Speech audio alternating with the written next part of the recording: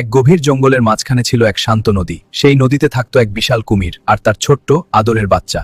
বাবা কুমির ছিল খুব শক্তিশালী, কিন্তু ভেতরে ভেতরে ছিল ভীষণ স্নেহশীল, আর বাচ্চাটি জানতে চাইত, সবকিছু দেখতে চাইতো।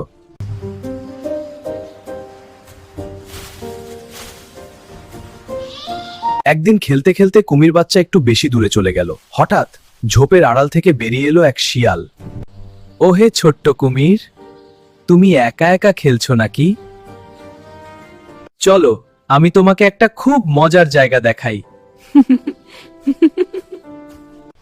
একটু ভয় পেল। এত মিষ্টি, একটু গেলে হয়তো কিছু হবে না। দূর থেকে সবকিছু দেখে ফেললো বাবা সবুজ কুমির।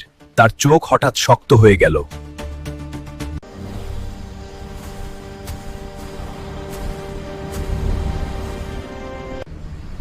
ওহে শিয়াল, শুনেছি আজ জঙ্গলের রাজা ঘোষণা দিয়েছেন, সবচেয়ে বুদ্ধিমান প্রাণীকে বিশেষ পুরস্কার দেওয়া হবে।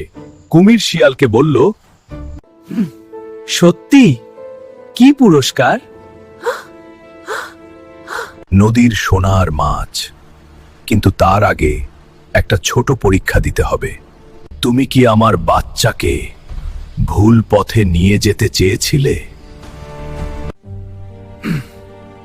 হ্যাঁ, আমি চেয়েছিলাম বা।